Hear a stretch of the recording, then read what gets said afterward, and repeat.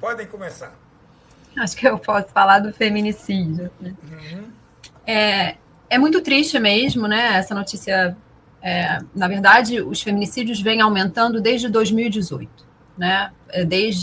O crime de feminicídio ele foi tipificado já tem uma década, né? Ele era tratado juntamente com o crime de homicídio e ele passou a ter um tratamento como crime autônomo em que em que se considera o fato de que essa mulher foi morta por ser mulher, pela sua condição de gênero. Então essa é a diferença do feminicídio para o homicídio. E acho que duas questões surgem quando a gente pensa que o feminicídio vem aumentando e na verdade, ele nunca deixou de crescer desde 2018 até agora, em 2026. A primeira questão que se coloca é como é possível que, com tantos avanços femininos, o fato das mulheres estarem mais inseridas no mercado de trabalho, delas terem maior independência financeira, delas terem mais autonomia, delas estarem ocupando mais posições de poder, delas estarem mais escolarizadas, como que isso convive, né? Como é possível que isso esteja acontecendo e, ao mesmo tempo, o número de feminicídios esteja aumentando? Eu não tenho uma resposta certa para isso, tá? Exata para isso.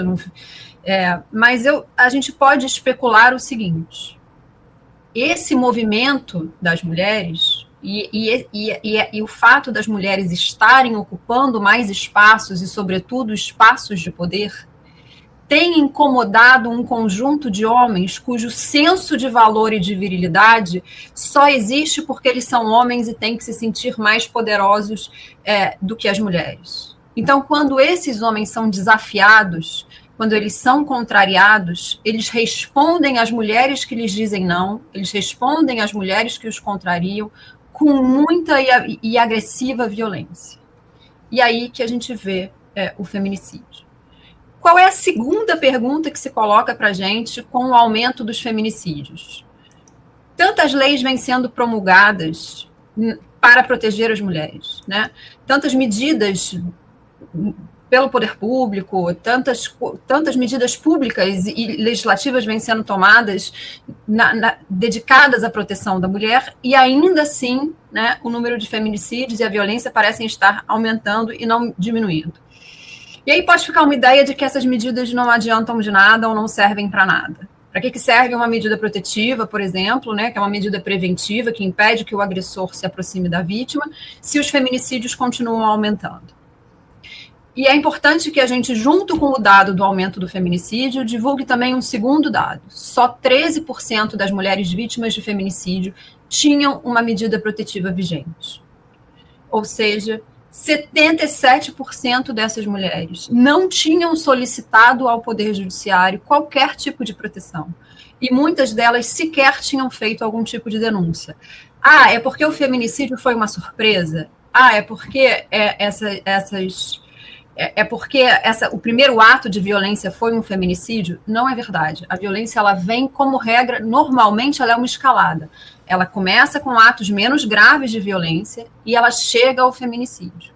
Então, o que a gente precisa entender é que ainda há muitas mulheres, por muitos motivos, por dificuldades burocráticas, por vergonha, por falta de rede de apoio, porque elas são desestimuladas pela sua família, pelos seus líderes religiosos, a procurarem a polícia, a se divorciarem, por N motivos que dificultam a chegada dessa mulher à polícia ou ao Poder Judiciário. Muitos desses casos ainda não são denunciados e não são subnotificados. E aí, infelizmente, né, isso chega ao Poder Judiciário quando essa mulher já está morta. Então, sempre continua sendo importante que a gente diga para todas as mulheres que denunciem seus agressores e que solicitem ao Poder Judiciário e às autoridades medidas preventivas e protetivas da sua integridade e da sua vida. Muito obrigado, doutora Júlia. E aí eu acho que a pergunta se complementa, né, doutora Alessandra? Porque o que acontece? Como ela não percebe, né, essa escalada de violência, por motivos diversos, né? E a gente sabe que como acaba muitas vezes culminando com uma situação, né, de morte. Quais são as principais formas de violência que as mulheres não percebem e que vai se acumulando até muitas vezes chegar, como a doutora Júlia falou? Eu fiquei pressionados, 70 e poucos por cento sequer pediram ajuda, gente. Sequer pediram ajuda.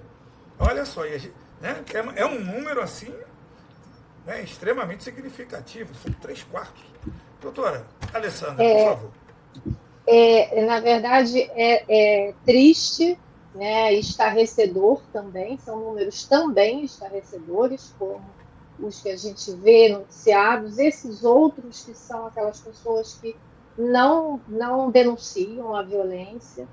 E é importante complementar com 2 pontos. Antes de chegar às formas de violência, é importante dizer, em primeiro lugar, que a gente hoje tem esse avanço, que hoje a gente tem, quando estuda políticas públicas, a gente tem esse avanço, que é uma resposta, né, ao problema. O problema foi sendo crescente e ele começou a gerar necessidades de políticas públicas, de legislação, de diversas tomadas de decisão, tanto do poder público, quanto para contrapor a omissão do poder público, começaram a existir mais leis. Como a minha colega a doutora Júlia falou, a gente já previa, né, um homicídio qualificado, mas a gente tinha uma visão muito, muito torta de tudo isso, né? A gente tinha uma visão ali muito arcaica. E hoje, quando a gente tem a legislação hoje no Brasil, ela é muito potente, ela é muito complexa e completa, como ela disse. Por que eu estou fazendo esse introito? Porque primeiro a gente tem que colocar aqui que a gente só tem essa legislação muito forte porque o Brasil foi condenado a se manifestar, a não manter a omissão diante do caso Maria da Penha, que é essa lei aí tão famosa, que muitos brasileiros e brasileiras conhecem o nome e não sabem bem o que quer dizer. Então, isso já é um ponto aí que mostra o quão machistas, né, quanto o patriarcado deixou aqui essa semente na gente. E todos nós que estamos aqui discutindo, nós também temos a nossa evolução lenta. E aí...